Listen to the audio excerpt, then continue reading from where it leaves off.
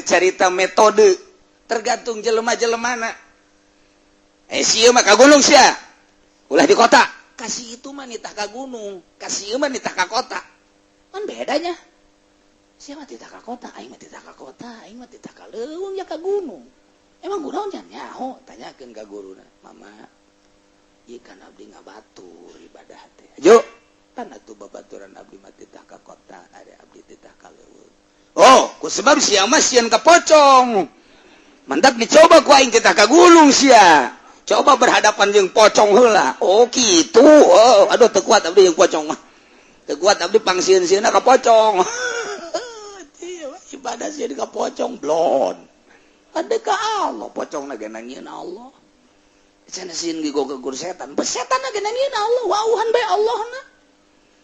Cenah sieun ka mau na ge nangieun Allah, macan nangieun Allah, wauhan bae Allahna. Asal geus wauh jeung Allah.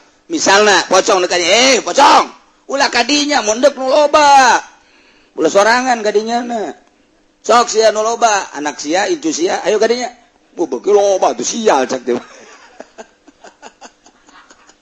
Masih kene nyaritakeun tentang hal jan anggeus, kuari mah geus nerop frekuensina, geus tangkap frekuensi. Radio BBC. Aya seueuh BBC. Oh, sia nyahoan we osok aja di kokoan.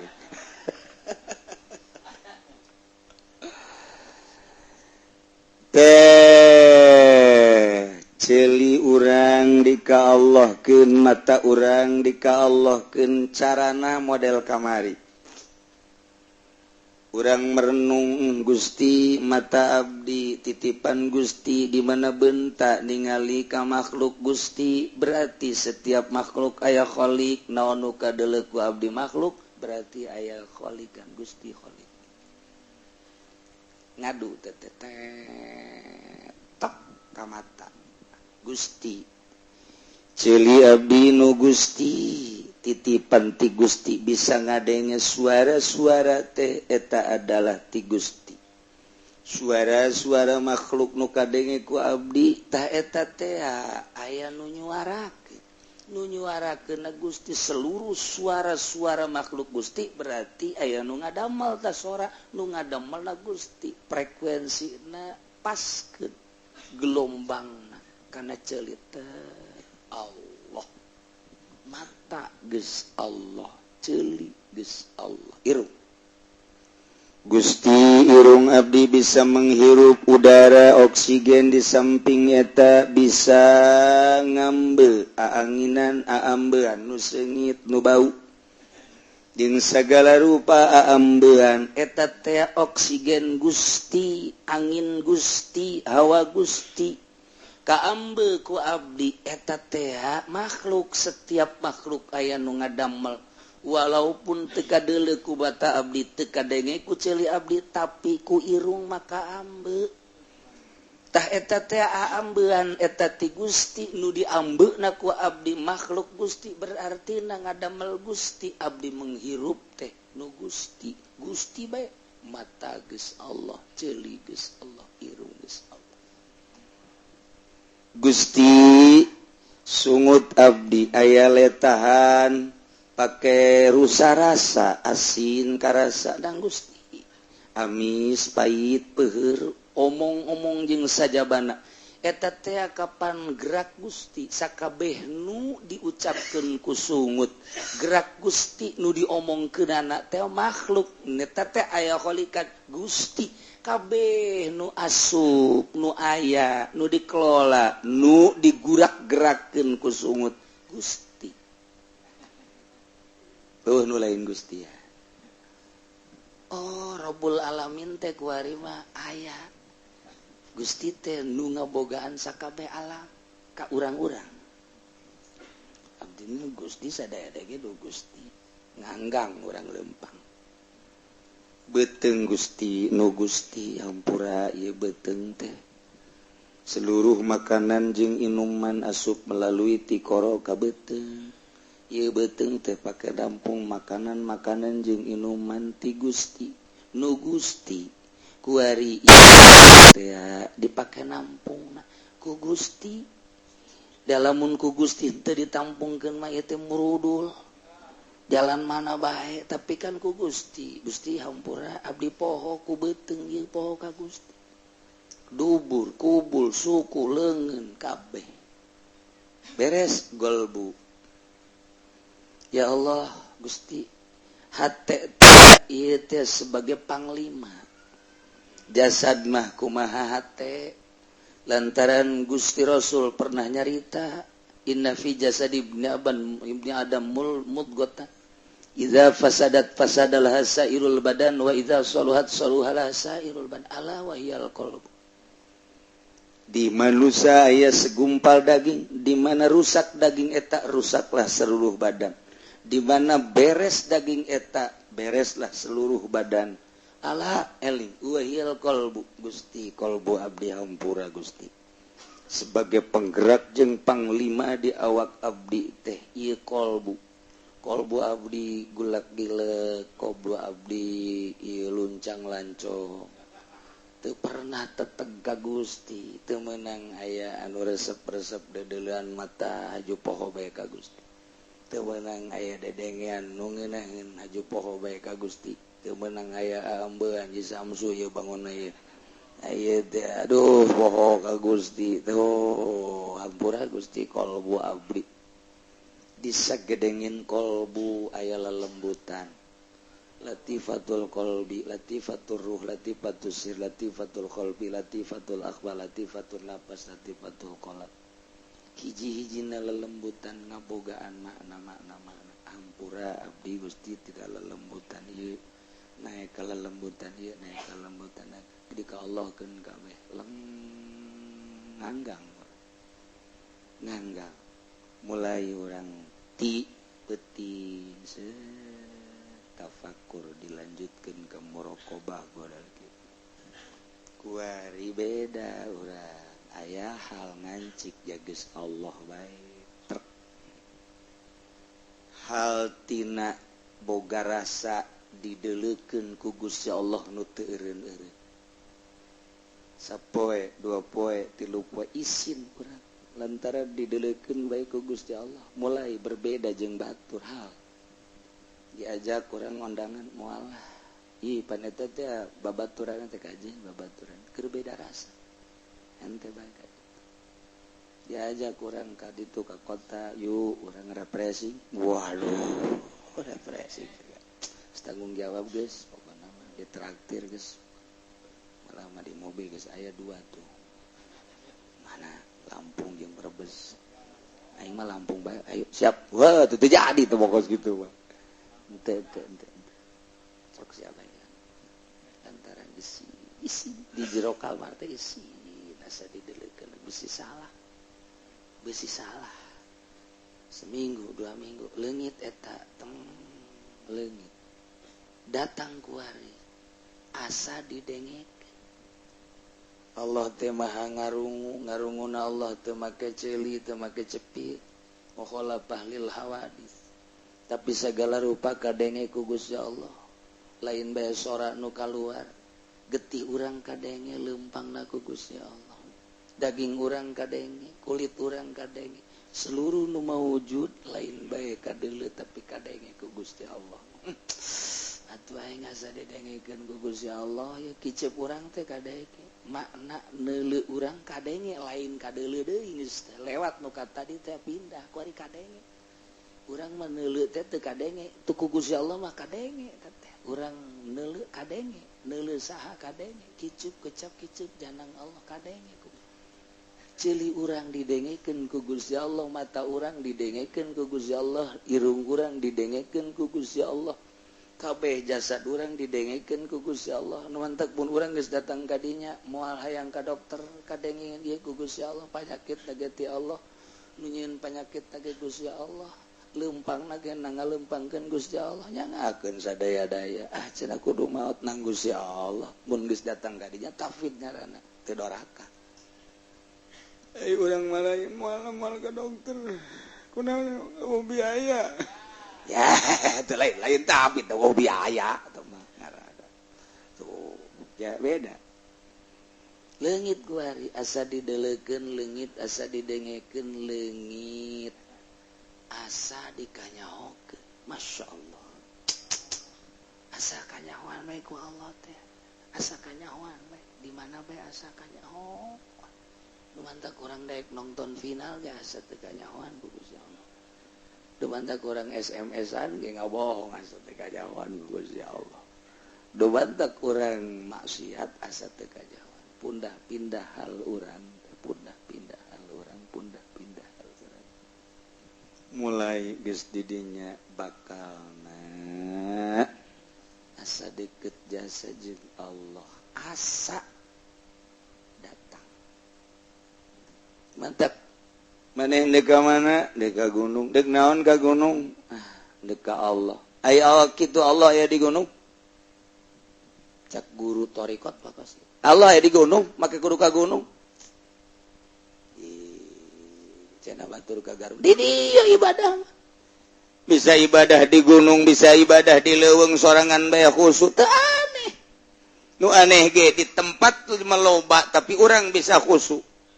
Urang puasa kabeneran teu boga nanaon, wajar. Nu hebat mah di restoran di imah loba sagala puasa eta kakara hebat. Itu boga naon haju puasa mah atuh sanajan teu puasa ge emang teu ngadahar naon tah mah. Iya atuh teh sia bisa husu di ditu di gunung di leuweung taneh. Guru tarekat mah malah nitah di kota metropolitan ibadah teh. Sugana si mbak katilu ku sia. Jadi tergantung kumaha guru. Ilah kahesean ibadah keur carita metode tergantung jelema-jelemana. Sieu mah ka gunung sia. Ulah di kota. Kasih itu mah nitah ka gunung, kasih mah nitah ka kota. Kan bedanya. Sia mah titah ka kota, aing mah titah ka kota, aing mah titah ka leuweung ya ka gunung. Emang kunaon nya nyaho? Tanyakeun ka guruna. Mama, ieu kan abdi ngabatur ibadah teh. Ajo, kan atuh babaturan abdi mah titah ka kota, ari abdi titah ka leuweung.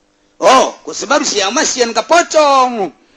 Mantap dicoba ku aing titah ka gunung sia.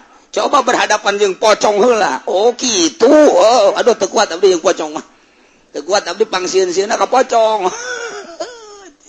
Ibadah sieun ka pocong blon. Ade ka Allah pocongna ge nangieun Allah. Cenah sieun ge goga gur setan. Setan ge nangieun Allah, wauhan bae Allahna. Cenah sieun ka mauna ge nangieun Allah, macan nangieun Allah, wauhan bae Allahna. Asal geus wauh jeung Allah. Misalnya pocong dekanya, pocong, ulah kadinya mondek nu loba, ulah sorangan kadinya na, sok sia nu loba, anak sia, itu sia, ayo kadinya, beki loba tu sial cak dia.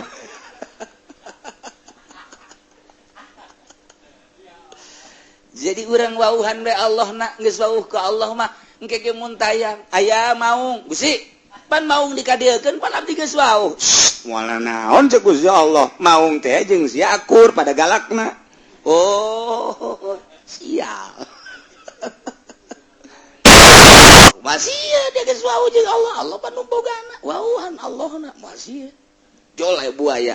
Gusti aya buaya, sarua jeung maneh ge buaya darat. Oh, wauhan Allahna masih. Ibadah mah akur di leuweung, di gunung, di kota bakal akur. Allahna eta-eta keneh. Allahna eta-eta keneh. Mantap kurang mantep ngamantepkeun ibadah lah cenah dek mukim di Mekah salah. Teu kudu ka Mekah. Ja Allahna eta-eta keneh. Maha qadim. Awwalun bil ibtida wa akhirun bil intiha. Al awwal wa zahir wal batin. Allah teh eta. Mulai urang geus deukeut ka Allah. Geunah nyelecet hal tersebut. Lain deui pindah perasaan urang teh pindah dedengean teh lain dedengean nu ieu dedeulean lain dedeulean nu ieu kumaha nu ieu aya ngan aya dua dimensi dedengean nu ieu aya ngan aya dua dimensi ngan nu ieu geus teu dianggap dedeulean nu ieu teu dianggap dedengean nu ieu teu dianggap nu mana nu itu nu mana sia moal nyaho lah ya engge teu nyaho eta bae pokona tah pindah di alam eta geus dua dimensi urang dimensi zahir dimensi batin lantaran orang urusan batin atau hirup batin orang aya dedelian batin aya dedengian batin aya aambean batin aya rasa batin urang mah moal bisa lantaran can diurus batin urang mah ngahiji zahir urang jeung batin urang begitu neuleuh jam lapar ngahiji ohnya cek batin lapar aing ge lapar buku sarua mukholid aya nu geus diurusan mah lain deui dedele anu ieu zahir dedele anu itu dedenge anu ieu zahir dedeng satu ketika teu nganggap ka dedele anu ieu ka dedenge anu ieu mantap ketika salat Allahu akbar asup ka alam eta nu ngomong nu ribut nu naon teu karasa geus asup di alam nu eta lamun urang teu asup di alam nu eta nu ngomong nu recok sagala karasa ketika orang asup ke alam itu teganggap ceuli ieu teganggap dedeuleun ieu teganggap aya ge di alam itu atuh recok tinggal recok imah rubuh ge geus teu kanyahoan bukan seseri siktipan rubuh imahna itu teu kanyahoan nyana bae gitu dorok-dorok nyana biasa bae keur wadduha wal laili idza saja ma wadda'aka rasduha wah bae kaget itu kaget beres masyarakat kadinya aya naon emang kok karumpul di mama imah rubuh masya Allah teu nyaho rubuhnya nama teu nyaho rubuh kos panganten teu nyaho hujan teu nyaho panas atuh kos kitu bae sebab aya di alam eta di alam nu hiji sergugurung kacang baseuh tuh keur di alam eta tuh pokona teu nyaho naon gaib nah iyalah debantak mulai geus wal halu malagi tu mana tadi teh oh paling nama sumialal fal halu la yadumu li sahibi ha teu langgeng dinu bogana wa inna ma huwa mumtirun alal gulub ngahujanan ka jero hate gaisal ma'arif berbagai makrifat anu disarupakeun kana hujan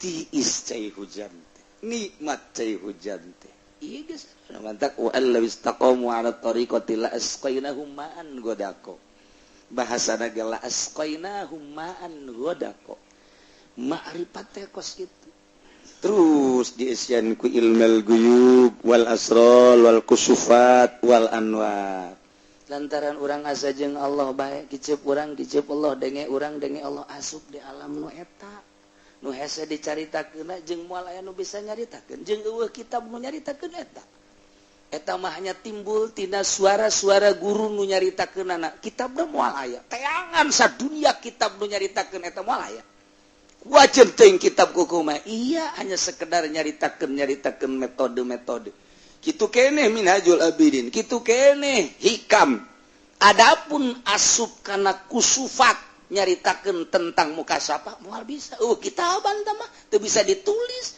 tebab-tebab perasaan saha nu bisa ngajelaskeun perasaan moal bisa mun aya di alam eta geus hese nyaritakeunana ngeunaheun pohara jasa teu nganggap kana dunia percis sakumaha nu diucapkeun ku Kangjeng Nabi ad-dunya jibah bangke dunia teh tah nu kos kitu mah nikmateun lamun maot teh ngarep-ngarep ka maot nya mah. Ngeunaheun cek kana maot. Masyaallah dina ngadoa panjang umurna hayang leuwih mantep deui nikmatna ibadah ka Gusti Allah. Geus pinuh jero hate teh ku makrifat pinuh jero hate ku ilmu-ilmu gaib mengenai tentang Gusti Allah, ilmu asrar tentang Allah, ilmu mukasyafah kusufat jeung cahaya-cahaya makin hari makin mantap makin tambah cahaya makin hari makin mantap makin tambah cahaya engke dina cahaya na ge si ieu mah hanya 1%, si ieu mah 2%, si ieu mah 3%, si ieu mah 10%. Di dinya lah bakal aya kelas-kelas wali ti mimiti wali abdal naik terus autad naik deui atawa nuqoba nujaba uropa tergantung kumaha cahaya-cahaya aya di alam eta bakal jahong ke ka batur nu boga cahaya eta letik cahaya gede cahaya wali jeung wali bakalnya sebab pada boga cahaya di jero wallahu alam shawab.